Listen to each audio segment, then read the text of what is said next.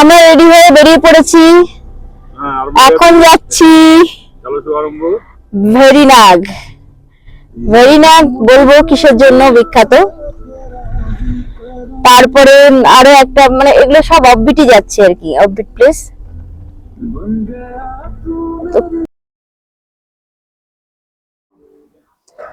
আমরা সকাল 8:30 নাগাদ বেরিয়েছি ভেরিনাগ যাব বলে। এই প্রকৃতির সৌন্দর্য দেখতে দেখতে দু চোখ ভরে যাচ্ছে। ভেরিনাগ একটি ভৌমজলের একটি শীতল প্রস্রবণ, অনন্তনাগ জেলায় অবস্থিত।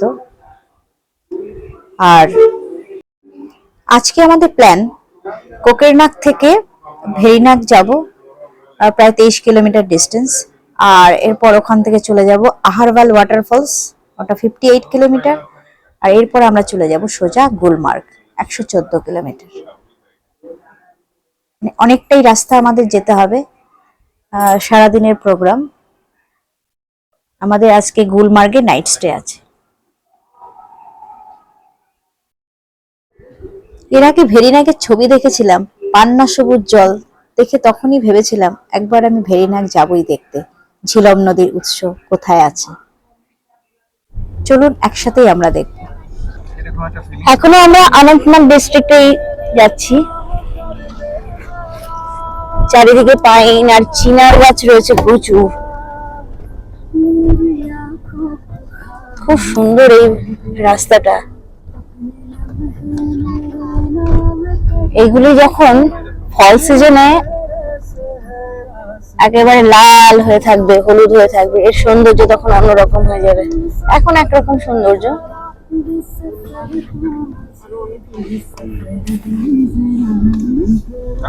এই পাশটা সুন্দর। এগুলো উইলো গাছ, না না ওই পেছনে ছিল উইলো গাছ।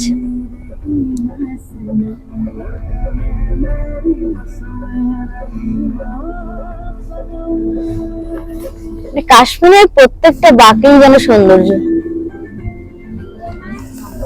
ওই জায়গাটা ঠিক আছে।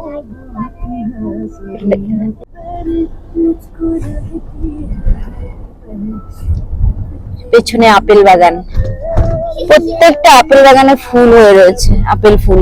এই যে এই আপেল ফুল। বাড়িগুলো দেখুন কি সুন্দর,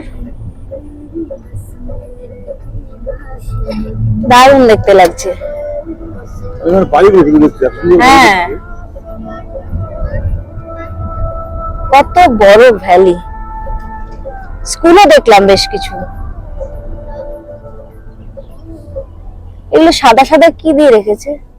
এগুলো সব বেরোবে, মানে ডাল বেরোবে। কলপ দিয়েছে, কলপ বেরোবে। এখানে দেখুন স্টুডেন্টরা যাচ্ছে। স্টুডেন্টদের দেখে বেশ ভালো লাগলো যে এখানে পড়াশোনা, মেয়েদের পড়াশোনার উপর আবার জোর দিচ্ছে। এই হসপিটাল।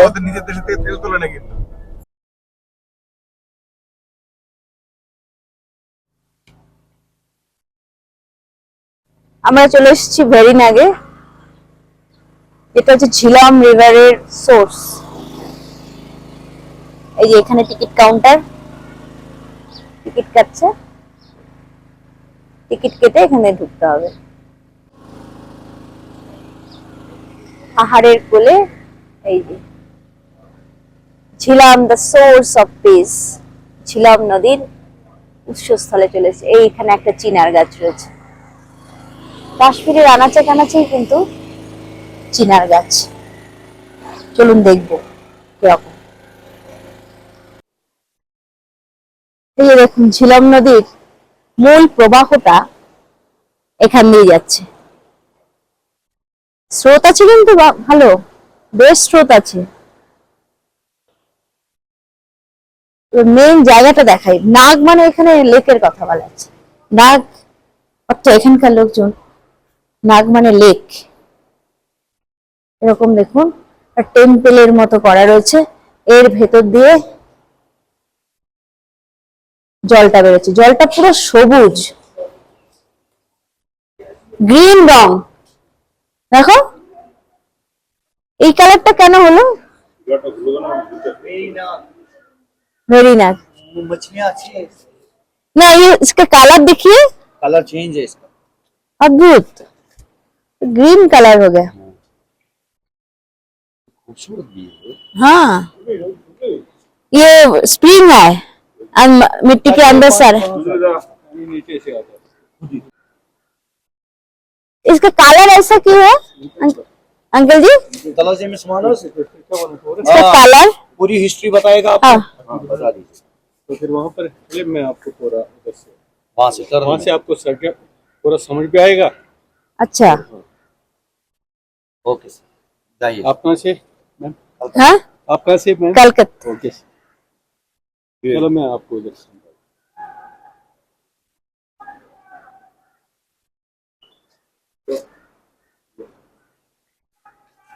লেকটা দেখুন শুধু কি সুন্দর রং। এটা আসলে একটা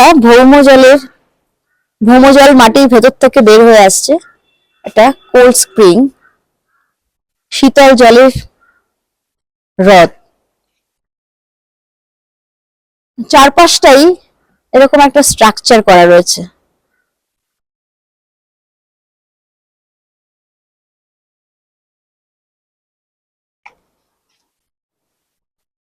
ये नीचे से आता है ना, झीलम रिवर का सोर्स है। अच्छा এই ভাই সাহেব উনি এই ভেরিনাগের যে গার্ডেন তার রক্ষণাবেক্ষণের দায়িত্বে আছেন। উনি আমাদের পুরো হিস্ট্রিটা আমাদের বলেছেন যে কিভাবে এই ভেরিনাগ স্প্রিংটি তৈরি হলো আর কে এই জায়গাটাকে সুন্দর করে সাজিয়েছেন। পুরো হিস্ট্রিটা উনি আমাদের নিজে থেকে ডেকে উনি বললেন যে আমি পুরো আপনাদের সব হিস্ট্রিটা বলবো। তো ওনার এই হিস্ট্রিটা আমরা এখন শুনি উনি কি বলেন। আমরাও সেই জন্য উৎসুক হয়ে আছি যে এই রংটা কেন এরকম সবুজ রং। আমি বারবার জানতে চাইছি যে রংটা কেন বলুন তো, এত সুন্দর সবুজ কি করে হলো।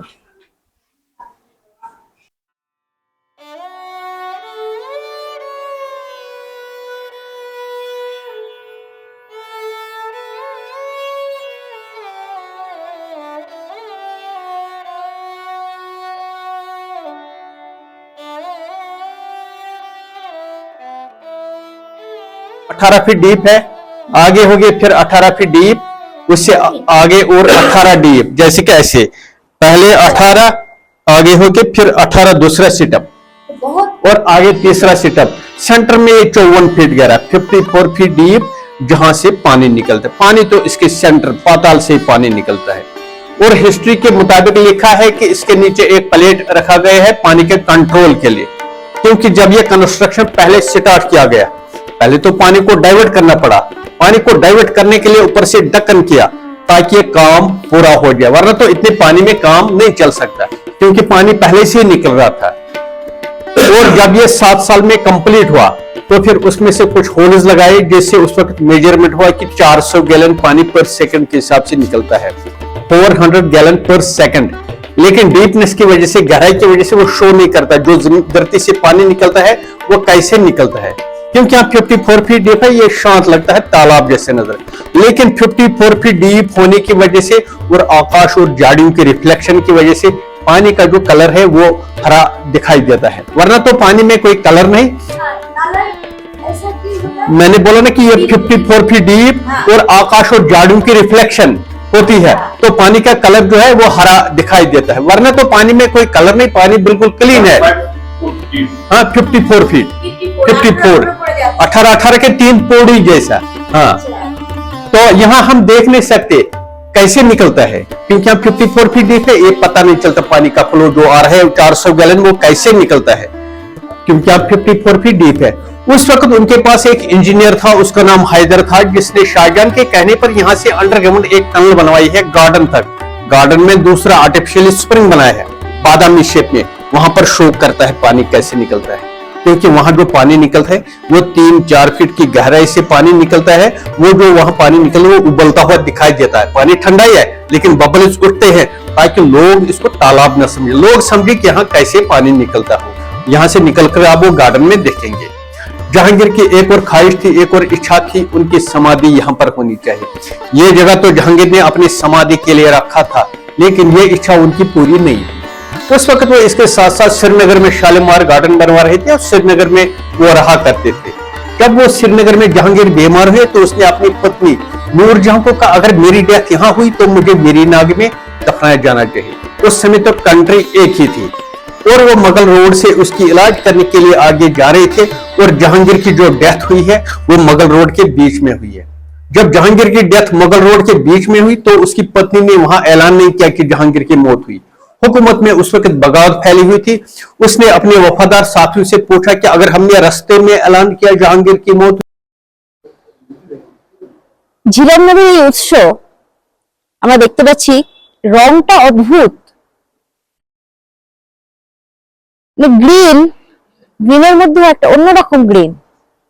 বলা হয় যে জাহাঙ্গীর এটা উনি তৈরি করেছিলেন যাতে ওনার সমাধি তৈরি করতে পারেন।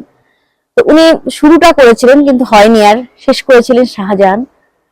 আর এটা দেখতে পাচ্ছেন এই লেকটা কিন্তু অক্টাগন শেপের,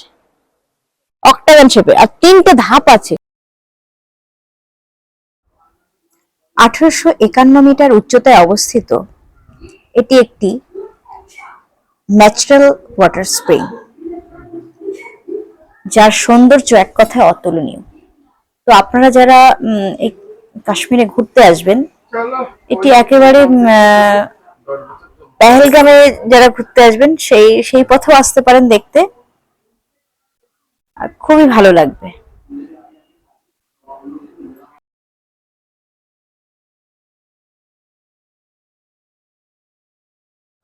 উনি চেয়েছিলেন যাতে আকাশের রংটা এখানে ধরা পড়ে।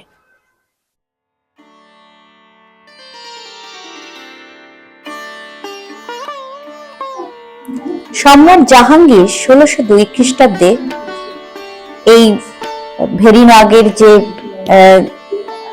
জলাশয়টি নতুন ভাবে তৈরি করেছিলেন। ওনার এই কথা এই ফার্সি হরফে লেখা রয়েছে। তো আমরা কিছুই বুঝতে পারিনি। যিনি আমাদের গাইড ছিলেন উনি সব বলে দিলেন আর কি, কখন। আপনারা সবটাই পুরোটাই শুনেছেন।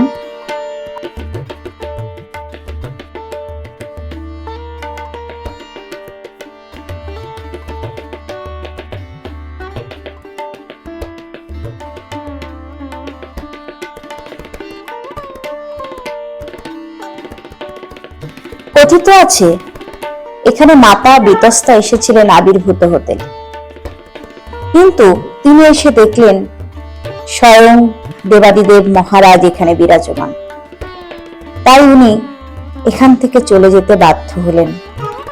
আবির্ভূত হলেন আরো 1 কিলোমিটার দূরে গিয়ে।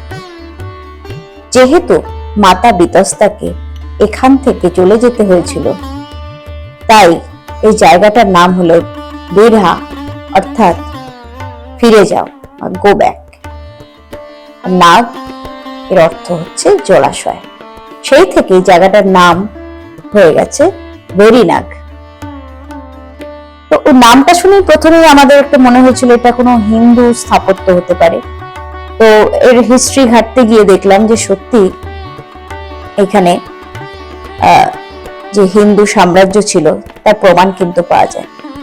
পরবর্তীকালে সুলতানরা আক্রমণ করার পর এই জায়গাগুলোকে নিজেদের মতো করে সাজিয়ে তুলেছিলেন, নামকরণ অন্যরকম হয়ে গেছে। তবে এখানে শিবলিঙ্গ দেখলাম এই জলাশয়ের ঠিক পাশেই। তবে জায়গাটি কিন্তু অপরিচ্ছন্ন ছিল, যেটা দেখে আমাদের খুব ভালো লাগলো না। যদিও আমাদের যে যাকে দেখছিলেন আমাদের সব বলছিলেন, উনি কিন্তু সেটা আবার পরিষ্কার করলেন।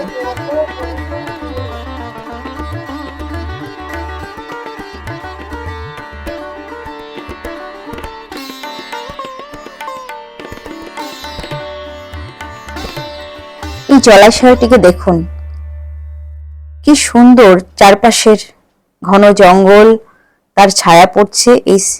এই যে অষ্টভুজাকার এই যে জলাশয়টি, তার যে স্থাপত্য, তারও ছায়া পড়ছে এই জলে। অসম্ভব সুন্দর লাগছে। সম্রাট জাহাঙ্গীরের শেষ ইচ্ছে ছিল এখানে সমাধিস্থ হবেন, কিন্তু সেটা আর হয়নি, কারণ নূরজাহান তার শেষ ইচ্ছে আর রাখেননি। এখানে শুনেছি আলাদা আলাদা উষ্ণ ও শীতল জলের স্নানাগারও ছিল, যদিও আমাদের সেগুলো এখন আর চোখে পড়েনি, সেগুলো হয়তো অবশিষ্ট নেইও। তবে এই জলাধারে ঢোকার আগেই একটা শিব মন্দির আমরা ওখানে দেখেছি, ওখানে পুজো হয়, কিন্তু জলাধারের পাশে যে লিঙ্গটাকে আমরা দেখলাম সেখানে জায়গাটা আমাদের ঠিক মানে পরিষ্কার পরিচ্ছন্ন মনে হয়নি।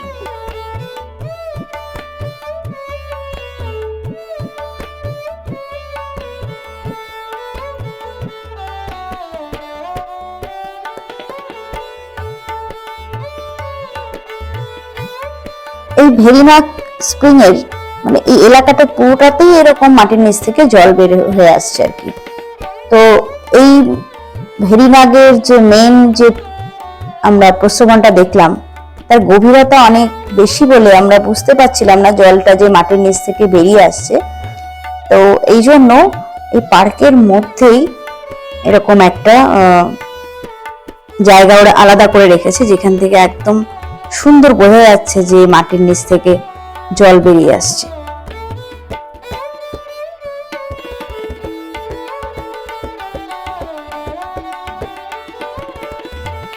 हाँ ये तो आर्टिफिशियल है, नेचुरली सारा पानी वहीं से निकलता है, लेकिन वहाँ शो नहीं करता पानी कैसे निकलता है, क्योंकि वहाँ 54 फीट डीप है, इसलिए पता नहीं चलता वहाँ पानी कैसे निकलता है। फिर तो इसका इंजीनियर हाइदर था जिसने शाहजहां के कहने पर वहाँ से अंडरग्राउंड ये टनल यहाँ तक बनवाई और यहाँ से कम गहराई में निकाला ताकि लोग समझे कि वहाँ कैसे पानी निकलता होगा। अच्छा, क्योंकि वहाँ 54 फीट डीप है, वो शांत लगता है, लेकिन 54 फीट डीप होने की वजह से उसका कलर जो है वो हरा दिखाई देता है। यहाँ तो पानी में कोई कलर नहीं, पानी तो बिल्कुल क्लीन है, ये पीने का पानी है। हाँ, আমরা ভেরিনাগে যে দেখলাম इसलिए मुगल कहते हैं घर फिरदौस बरो ये जमीन अस्तो हमी अस्तो। अगर इस धरती पे कहीं जन्नत है, स्वर्ग है, वो यही है, यही है, यही है। सारे कश्मीर के मुतल्लिक लिखा है। बाकी thank you. Thank you thank you. এখানে দেখুন ভৌম জলটা কিভাবে বের হচ্ছে মাটির নিচ থেকে। জল ভরতে পারবে না।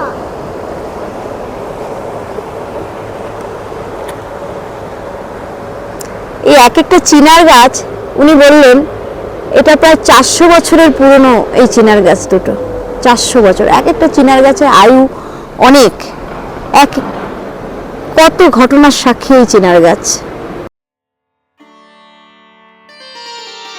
আমাদের প্রথমার্ধের ঘোরাঘুরি শেষ, এখন আমরা ভেরিনাগ থেকে বেরিয়ে যাব।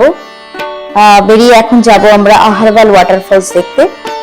সেটা একটা খুব সুন্দর জায়গায়, আর সেটাও আমরা আপনাদের দেখাবো। আর আহারবাল থেকে তারপরে আমরা চলে যাব সোজা গুলমার্গ, প্রায় 114 কিলোমিটার দূরে, মোটামুটি 3 ঘন্টা লাগবে। আর এখন তো আমাদের যেতে লাগবে আহারবালে ঘন্টা 2 সময় লাগবে।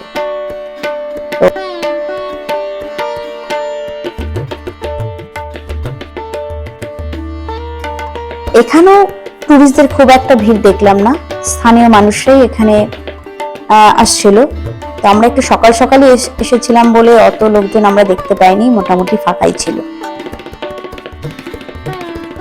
তো আজ আপনাদের এই ভিডিওটা কেমন লাগলো জানাবেন, আর ভালো লাগলে অবশ্যই লাইক, কমেন্ট, শেয়ার করবেন, সাবস্ক্রাইব করে পাশে থাকার অনুরোধ রইল। ধন্যবাদ।